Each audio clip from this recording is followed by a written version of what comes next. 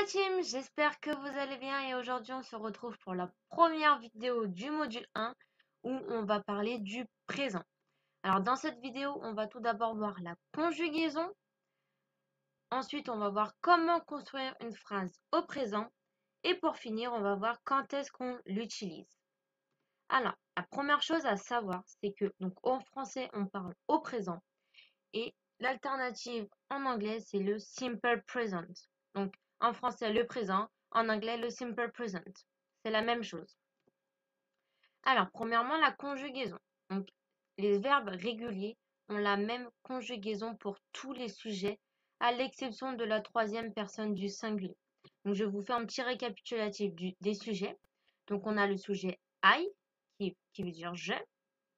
Le sujet you, qui veut dire tu et vous. Donc oui, en anglais, il n'y a pas de différence entre le tutoiement et le vouvoiement. D'accord? Donc qu'on parle à une personne de notre famille ou qu'on parle dans un milieu professionnel, il n'y a pas de différence entre le tutoiement et le vouvoiement.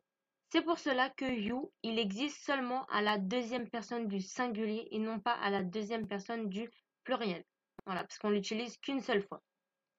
Ensuite, donc on a he, qui veut dire il, she, qui veut dire elle, et it. Donc it, j'ai mis une croix. Pourquoi j'ai mis une croix? Parce qu'il n'y a pas de traduction en français pour it. D'accord? Donc on utilise it quand on parle d'un objet ou d'un animal. D'accord? En français, quand on parle soit d'un objet ou d'un animal, s'il est masculin, on va utiliser il. Si c'est féminin, on va utiliser elle. Alors que en anglais, que ce soit féminin ou masculin, on dira it. On ne dira jamais i ou she pour parler d'un animal ou d'un objet. D'accord? Donc c'est pour ça que j'ai mis une croix en français parce qu'il n'y a pas de traduction pour it en français. Ensuite, donc on a we qui veut dire nous et they qui veut dire il. Donc voilà, donc ça c'est les sujets en anglais. Donc les verbes réguliers, donc au présent, ils ont la même conjugaison à tous les sujets, sauf les sujets que j'ai mis en rouge, donc les sujets à la troisième personne du singulier. Ce sera juste ici où il y aura une petite modification, d'accord? Mais sinon, il restera tel quel pour tous les autres sujets. Donc, premièrement, on va voir quand les verbes finissent par un O, à la troisième personne du singulier, on rajoute ES. Premier exemple pour le verbe do, qui veut dire faire. Donc, I do, you do, he, she, it does, we do, they do. À la troisième personne du singulier, je rajoute juste un E et un S qui nous donne does. Attention aussi à la prononciation. Do, does. Vous voyez, la prononciation n'est pas la même. Ensuite, un deuxième verbe, donc le verbe go, qui veut dire aller. Donc, I go, you go, he, she, it goes, we go, they go. Donc là, c'est pareil. Le verbe go reste tel quel à tous les sujets, sauf à la troisième personne du singulier, on rajoute ES à la fin qui nous donne goes. Donc, go, goes. Là, pareil, attention à la prononciation. Donc, on a do, does, go, goes. D'accord? La prononciation est très importante en anglais. Ensuite, quand les verbes finissent par une voyelle, donc, on rajoute juste un S à la troisième personne du singulier. Pour le verbe see, qui veut dire voir, donc il finit bien par une voyelle. Donc, I see, you see, he, she, it sees, we see, they see. Donc là, comme vous pouvez l'entendre, je prononce bien le S. D'accord? En français, le S est une lettre muette. Le S n'est pas une lettre muette en anglais. Donc, vous entendez bien la différence entre see, sees. Je prononce bien le S. Deuxième exemple, le verbe take, qui veut dire prendre. Donc, I take, you take, he, she, it takes, we take, they take. Donc là, pareil, vous avez bien entendu la différence entre take et takes. Et pour finir, le verbe give, qui veut dire donner. Donc, I give, you give, he, she, it gives, we give, they give. Donc là, c'est pareil. On entend bien la différence entre give et gives. Ensuite, quand les verbes finissent par une consonne, on rajoute un S à la troisième personne du singulier. Donc, pour le verbe want, qui veut dire vouloir, donc I want, you want, he, she, it wants, we want, they want. Deuxième exemple pour le verbe know, qui veut dire savoir. Alors, très important pour ce verbe-là, le K est une lettre muette. D'accord? On ne prononce pas le K. On ne dit pas know. On dit no. D'accord? Le K est une lettre muette. Attention. Donc, ce qui nous donne I know, you know, he, she, it knows, we know, they know. Donc là, important à savoir, le K est une lettre muette. Le S ne l'est pas. Donc on ne prononce pas le K, mais on prononce bien le S. Et ensuite, le verbe think, qui veut dire penser.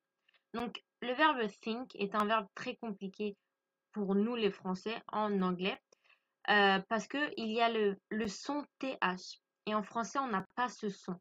Mais ce son est très important en anglais car il est très utilisé. D'accord? Donc pour bien prononcer le son TH, il vous suffit de mettre votre langue entre vos dents pour le prononcer. Entraînez-vous chez vous, regardez-vous dans un miroir et enregistrez-vous. Dites le think sans normalement et ensuite redites think en mettant votre langue entre vos dents et vous allez voir la différence. Enfin, vous allez surtout entendre la différence. Regarde, think, think. Vous voyez, vous entendez bien la différence. La première, je l'ai mal dit, parce que j'ai pas mis ma langue entre mes dents. Et la deuxième, j'ai mis ma langue entre mes dents. Du coup, j'ai réussi à la prononcer. Donc, on entend bien la différence entre think, think. Voilà. Donc, entraînez-vous, mettez-vous devant un miroir et enregistrez-vous, surtout pour bien que vous compreniez et vous entendiez la différence. Parce que la lettre TH en anglais est très utilisée et elle est très importante parce que souvent, ça peut complètement changer un mot. Voilà, donc c'est très important. Donc pour la conjugaison, c'est pareil. I think, you think, he, she, it thinks, we think, they think. Donc pareil, on entend bien le S. Ensuite, il existe deux exceptions. Donc la première exception, c'est le verbe to be, qui veut dire être. Pourquoi c'est une exception? Parce que là, le verbe change à la première personne du singulier et à la troisième personne du singulier.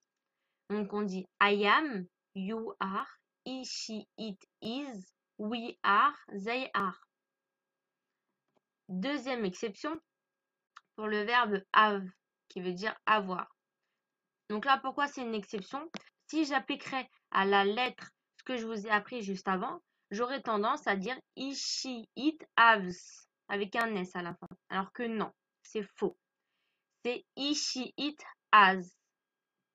Sinon, le reste, c'est pareil. C'est I have, you have, he, she, it, has, we have, they have. Donc voilà pour les deux exceptions.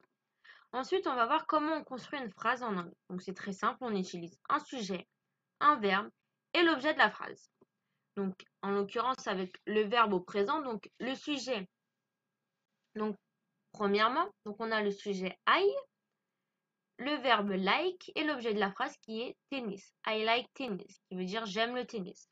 Deuxième exemple, you eat chicken, donc le sujet you, le verbe eat et l'objet de la phrase qui est le chicken, qui veut dire tu manges du poulet, tout simplement. Sujet, verbe, objet. Quand vous voulez écrire une phrase en anglais, il faut toujours penser que c'est sujet, verbe et ensuite objet de la phrase. Ensuite, quand est-ce qu'on l'utilise? Premièrement, on l'utilise quand on parle d'habitude ou d'une routine. Premier exemple, I wake up every morning at 7 a.m. Donc c'est la même construction. Sujet, I wake up, verbe et l'objet de la phrase every morning at 7 a.m. qui veut dire je me lève tous les matins à 7 heures. Donc c'est une routine, une habitude. Tous les matins, je me réveille à 7 heures. C'est une routine. Ensuite, I brush my hair every day, qui veut dire je me brosse les cheveux tous les jours. Donc là, c'est pareil. C'est une routine. Tous les jours, je me brosse les cheveux. C'est une routine. Deuxièmement, on utilise le présent quand on expose un fait. Donc, par exemple, I have a phone, qui veut dire j'ai un téléphone. Donc, ça, c'est un fait. C'est quelque chose de vrai. J'ai un téléphone, c'est un fait. Deuxièmement, I live in Paris. Voilà. Je vis à Paris, c'est vrai, c'est un fait. Donc, j'utilise le présent.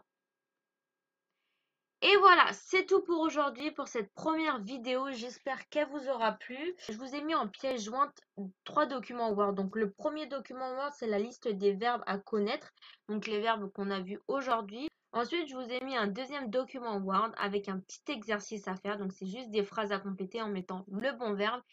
Et ensuite, le troisième document Word, donc c'est la correction de l'exercice. Donc, c'est bien que vous vous corrigez vous-même, car c'est comme ça qu'on apprend le mieux. En vous corrigeant vous-même, vous allez voir où vous avez eu faux et surtout comprendre pourquoi vous avez eu faux. Donc voilà, c'est pour ça que je vous ai mis la correction. Et voilà, c'est tout pour aujourd'hui. Donc j'espère que ça vous a plu. N'hésitez pas à me poser des petites questions en bas dans le chat. Comme ça, tout le monde pourra regarder vos questions. Et s'ils auront les mêmes questions que moi, ils auront la réponse. Et on pourra faire partager la réponse pour tout le monde.